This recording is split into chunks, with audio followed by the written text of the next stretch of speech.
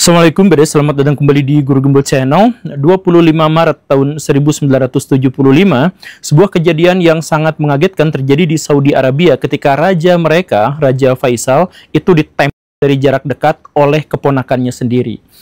Berita-berita yang beredar dari media lokal pada waktu itu mewartakan bahwa penembakan itu terjadi gara-gara sang keponakan itu merasa sakit hati karena ayahnya meninggal dunia akibat kerusuhan yang melibatkan kepolisian pada tahun 1966. Ya, satu motivasi yang nampaknya sangat tidak masuk akal, tetapi itulah yang diwartakan pada waktu itu. Dan terlepas apapun yang diwartakan media lokal, orang-orang lebih percaya bahwa penembakan itu terjadi karena Amerika Serikat. Keterlibatan Amerika Serikat di sini sangat kuat. Kenapa seperti itu? Karena di tahun sebelumnya Saudi Arabia di bawah Raja Faisal itu melakukan embargo minyak dan energi terhadap negara-negara yang dianggap berkomplot dengan Israel. Termasuk di situ ada Jepang, ada Kanada, dan ada Amerika Serikat.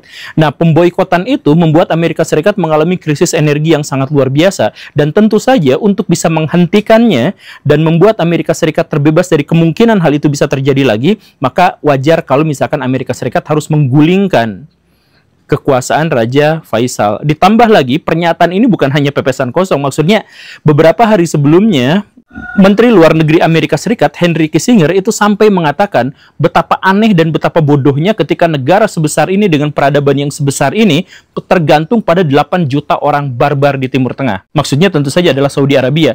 Tidakkah kita memiliki kesempatan untuk menggulingkan 1-2 syekh di sana agar embargo itu bisa berhenti? Itu perkataannya yang saya pikir itu memang termanifestasi dalam pembunuhan Raja Faisal itu. Saya pikir sampai sejauh ini masuk akal.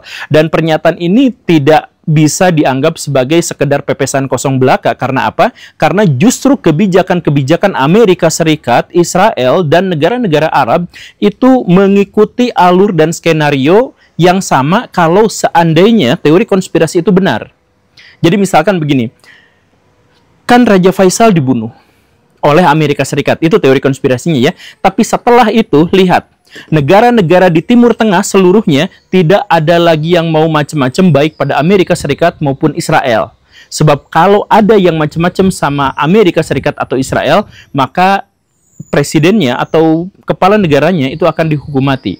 Kalau misalkan macam-macam sama Amerika Serikat, maka misalkan negaranya dihancurkan, presidennya digulingkan, dan ujung-ujungnya dihukum mati. Sedangkan kalau ribut sama Israel, maka negaranya tidak harus diserang, tetapi presidennya atau kepala negaranya itu akan dihilangkan.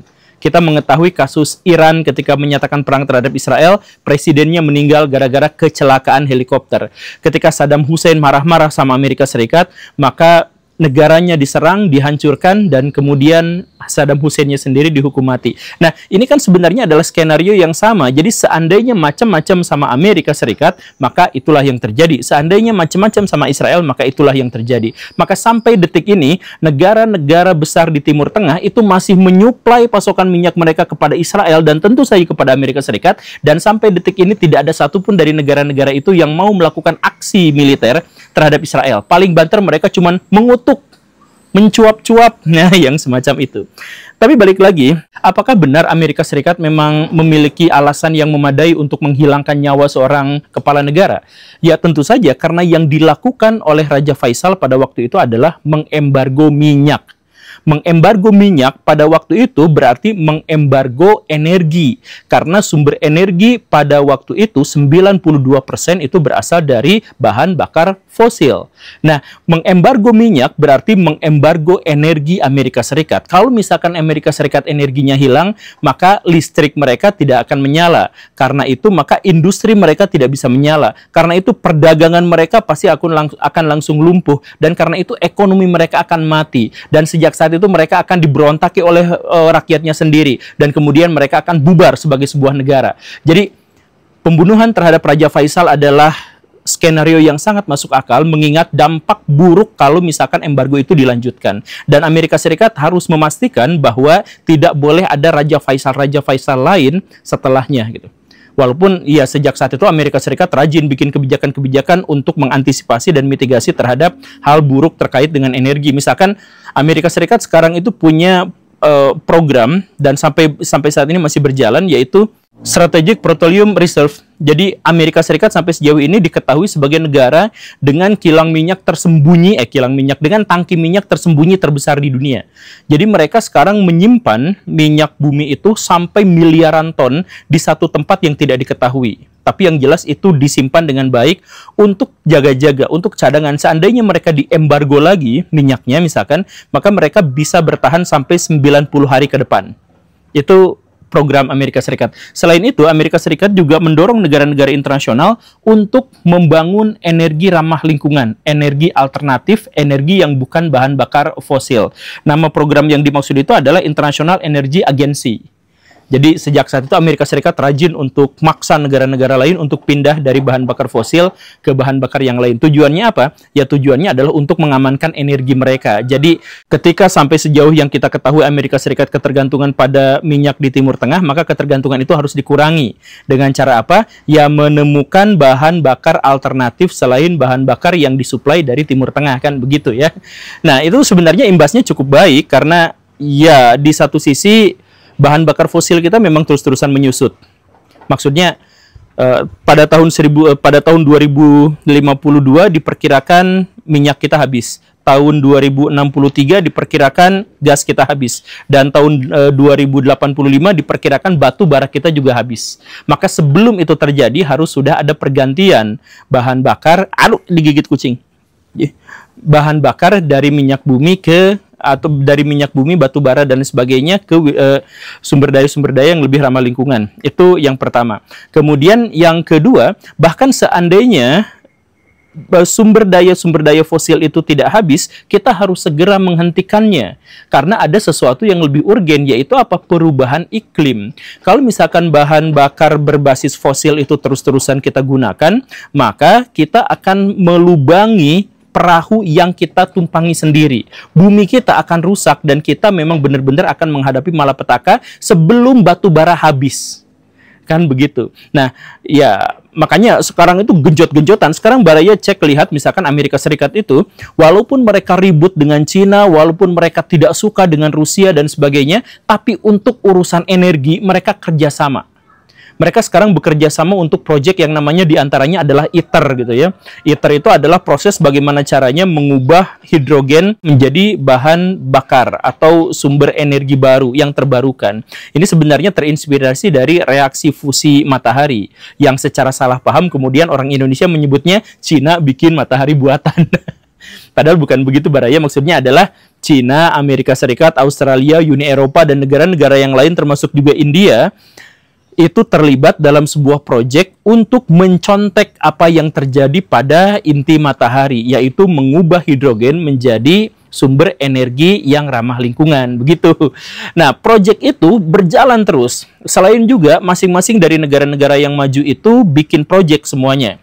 Misalkan Amerika Serikat secara sendiri itu bikin reaktor nuklir tenaga thorium, atau kemudian negara-negara di Eropa dipenuhi oleh kincir pembangkit listrik, atau misalkan negara-negara Eropa juga sekarang sedang mempertimbangkan untuk beli listrik dari Maroko, karena Maroko sekarang bikin pembangkit listrik tenaga matahari yang karena mereka kan wilayahnya gurun, jadi ditempelin aja gurun semuanya sama itu gitu ya.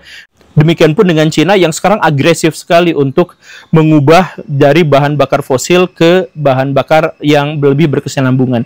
Satu-satunya yang beda dari tren ini adalah Indonesia. Indonesia itu selalu beda di mata internasional Baraya. Jadi sekali lagi ya, ketika negara-negara yang lain itu berlomba habis-habisan untuk memindahkan sumber energi mereka dari bahan bakar fosil berubah menjadi bahan bakar yang lebih ramah lingkungan dan berkesinambungan, Indonesia justru melipat gandakan produksi bahan bakar fosil dan kemudian menjauhi bahan bakar ramah lingkungan. Misalkan begini Baraya, di tahun 2023 kemarin itu target dari pemerintah adalah bahan bakar ramah lingkungan itu 23% dari total pembangkit listrik kita. Tapi faktanya kita hanya sampai ke 10-11%-an saja. Nggak sampai setengahnya. Hanya 10-11%-an saja. Kenapa seperti itu? Karena ada mafia-mafia energi di Indonesia yang mencoba menghambat teknologi energi ramah lingkungan. Karena apa? Diduga mafia-mafia yang dimaksud itu misalkan adalah yang bisnis batu bara. Sebab kalau misalkan bisnis batu bara itu disandingkan dengan energi ramah lingkungan yang didukung oleh dunia, maka batu bara kan mungkin akan sahamnya jatuh, produksinya akan berkurang dan sebagainya. Mungkin kan begitu. Jadi mereka menahan agar Indonesia tidak ikut-ikutan negara-negara yang lain yang sekarang sedang berlomba untuk menciptakan energi alternatif. Dampak kedepannya sudah bisa diduga. Sekarang Baraya kita bikin skenario kecil. Ketika sekarang Cina, Amerika Serikat, India, Singapura, Malaysia semuanya berupaya untuk menciptakan energi ramah lingkungan mereka masing-masing, sedangkan Indonesia justru sebaliknya mengekspor batu bara habis-habisan berkali-kali lipat lebih banyak daripada tahun-tahun sebelumnya. Maka infrastruktur energi dan infrastruktur di industri di Indonesia itu sekarang semuanya berbasis pada batu bara. Sedangkan negara-negara yang lain sudah meninggalkannya. Nah, dampaknya apa? Nanti ketika batu bara kita sudah benar-benar habis atau sudah benar-benar tidak boleh digunakan lagi, kita sudah tidak bisa mengejar negara-negara yang lain. Karena negara lain sekarang bukan lagi mulai dari start, mereka bertahun-tahun sebelumnya sudah lari, sedangkan kita malah lari mundur gitu. Jadi nanti ke depan ketika katakanlah batu bara sudah habis atau sudah tidak boleh digunakan lagi, kita mau ngejar nggak bisa, kita terpaksa ketergantungan sama negara-negara lain sebagai penyuplai energi. Diduga Cina yang akan menyuplai listrik buat Indonesia sekitar 70% atau 80%. Nah, kalau misalkan sudah terjadi seperti itu, dampaknya apa? Sangat sederhana. Satu, kita akan ketergantungan sama negara-negara lain sedemikian sehingga kebijakan-kebijakan kita akan diatur oleh negara yang lain. Itu yang pertama. Yang kedua adalah kita marah-marah kepada negara-negara lain sehingga negara-negara lain itu balik marah kepada kita, kemudian baperan, kemudian menghentikan suplai listrik kepada Indonesia, dan akhirnya Indonesia akan seperti apa kejadiannya. Sekarang kita mulai misalkan dari hal yang sangat sederhana ginilah. Kita ambil skenario yang pertama, bahwa misalkan kita akan tergantung pada Cina atau pada Australia sebagai penghasil listrik, karena kita tidak akan lagi memiliki listrik itu, karena kita ketinggalan kan begitu ya. Kalau misalkan kita ketergantungan sama Cina, misalkan kemudian di Cina itu ada terjadi bencana kebakaran hutan yang menghanguskan satu kota. Nah, netizen Indonesia itu kan suka aneh-aneh gitu. Mereka akan nyerang, alhamdulillah, terima kasih ya Allah, Cina dikasih azab begini-begitu. Kemudian Cinanya baper. Kemudian Cina akan menghentikan listrik, pasokan listrik sampai netizen Indonesia semuanya minta maaf. Ya ini mah konyol sih sebenarnya, tapi maksud saya Cina memiliki kemampuan untuk itu karena anggaplah 70-80% energi listrik kita itu berasal dari sana atau diimpor dari sana. Sekarang kita bisa ngapain? Main HP? Gak bisa. Kita bisa ngapain lagi? Gak bisa apa-apa. Bahkan presiden mau pidato dan menyiarkan berita tentang nyerang Cina misalkan segala rupa, itu kan butuh listrik. Jadi ya gak bisa. Nah kan kalau misalkan kita benar-benar ketergantungan energi sama negara yang lain, itulah yang akan terjadi. Maka Baraya sekarang menjadi sangat masuk akal kalau misalkan Amerika Serikat harus membunuh Raja Faisal. Ya karena apa? Karena energi mati berarti peradaban mati. Itu fakta di dunia modern. Fakta di dunia modern itu, kata Pak Bosrum itu adalah segala sesuatu itu bersifat sangat-sangat rentan. Energi kita itu sangat-sangat rentan gitu. Disabotase sedikit itu udah kita nggak bisa apa-apa gitu. Coba kalau misalkan itu akan terjadi, kita akan ketergantungan dan presiden kita menjadi penjabatan yang sama sekali percuma gitu. Karena semuanya harus ngikutin Cina gitu. Kalau enggak ya gua matiin gitu. Atau Indonesia misalkan menjadi sangat ekstrim. Ya udah kalau gitu kita nggak akan menerima bantuan atau impor dari Cina sama sekali. Kita mau bikin sendiri. Nah, itu kan udah sangat terlambat. Dan kalau misalkan Indonesia, misalkan ya, atau kita lihat skenarionya, kalau dunia itu tidak ada listrik sama sekali selama 1 tahun, misalkan, apa yang terjadi? 70% populasi manusia itu akan meninggoy. Kenapa bisa seperti itu? Saya melihat ada misalkan sisi terang gitu, pernah ngebahas seandainya manusia tidak ada listrik selama 1 tahun gitu ya. Kemudian ada juga berita-berita di media daring. Kemudian saya juga melihat misalkan ada beberapa pembahasan seandainya listrik mati selama 1 tahun. Di sana semuanya jawabannya optimistik gitu. Jadi masyarakat dunia akan chaos, kacau balau. Tetapi 1 tahun berlalu dan kemudian listrik nyala lagi, maka manusia akan memperbaiki segalanya dan mungkin butuh waktu 10 tahun untuk bisa memperbaiki semuanya dan sebagainya. Itu ngaco sih menurut saya. Saya mohon maaf ya, tapi skenarionya gini Baraya, listrik itu menghidupi seluruh aspek kehidupan kita. Kita makan dari mana? Dari listrik. Karena kita nggak ngambil dari sawah, enggak, tapi untuk memanennya kita butuh listrik, kemudian menyimpan di satu tempatnya butuh listrik, kemudian mendistribusikan dari satu tempat ke tempat yang lain, itu butuh mobil, yang mobilnya pakai BBM, yang BBM-nya itu juga bisa dikelola, bisa dinaikin, bisa diproduksi, itu juga menggunakan listrik. Semuanya begitu. Nah, kalau misalkan si listrik itu mati, maka kita juga tidak bisa makan. Coba Baraya misalkan mau makan apa? Mau makan Indomie. Kan Indomie itu pakai pabrik, pabriknya itu pakai listrik. Kan gitu. Sekarang Baraya mau jalan-jalan. Wah, nggak bisa gitu. Saya Indominya sudah diblokir, berarti saya mau jalan-jalan ke kampung saja. Biar misalkan bisa nanam tanaman sendiri. Anggaplah Baraya berpikir seperti itu. Semua orang pada waktu itu akan berpikir yang sama. Dia dari kota akan pindah ke desa untuk mendapatkan suplai makanan yang memadai. Tapi suplai makanan yang memadai itu tidak akan terjadi. Karena apa? Karena bahkan sampai detik ini pun tidak ada satupun sawah di Indonesia, tidak ada satupun perkebunan di Indonesia yang bisa menyuplai seluruh kebutuhan pangan masyarakat. Ini datanya ya. Sampai detik ini, tembakau kita itu masih impor. Susu impor, minyak goreng impor, mentega impor, kopi, kentang, kedelai, kakao, jagung, gula, gandum, cengkeh, beras, garam. Semuanya impor. Artinya apa? Perkebunan kita itu tidak memadai untuk bisa menyuplai kehidupan sekitar 280 juta rakyat Indonesia. Nah, kalau misalkan tidak memadai, tidak cukup, itu berarti kita apa? Kita pindah ke desa, kita akan rebutan sumber daya dengan orang-orang lain. Dan kalau misalkan kita pindah ke desa, misalkan, artinya apa? Artinya wilayah perkebunan, wilayah persawahan, peternakan itu akan berkurang digantikan dengan pemukiman. Jadi pemukimannya semakin banyak di desa, sedangkan area untuk menyuplai kebutuhan mereka akan menjadi semakin sedikit. Jadi pindah ke desa sama sekali tidak menjadi solusi gitu. Dan ditambah lagi adalah kalaupun makanan kita itu misalkan mencukupi untuk rakyat Indonesia semuanya, kalaupun ya, maka kan distribusinya itu harus bisa lancar karena setiap sumber daya, setiap komoditas itu ada di tempat yang terpisah. Coba orang-orang Kalimantan itu bukan penghasil padi. Nanti mereka makan dari mana? Harus ngambil dari Jawa. Ngambil dari Jawa itu pakai kapal laut. Kapal laut itu membutuhkan energi. Energinya dari mana? Dari minyak bumi yang prosesnya itu menggunakan listrik. Kalau misalkan tidak ada listrik, nggak akan ada kapal yang bisa menghantarkan dari Jawa beras ke Kalimantan. Begitupun ke Sulawesi dan lain sebagainya. Begitupun sebaliknya, orang-orang Jawa butuh pasokan makanan yang lain, misalkan sapi gitu. Itu juga tidak bisa. Karena apa? Ya karena tidak ada kapal yang bisa mengantarkan komoditas yang dibutuhkan, kan begitu. Jadi di satu tempat orang-orang akan mati kelaparan, di tempat yang lain suplai makanan itu akan membusuk karena terlalu banyak tapi tidak bisa didistribusikan.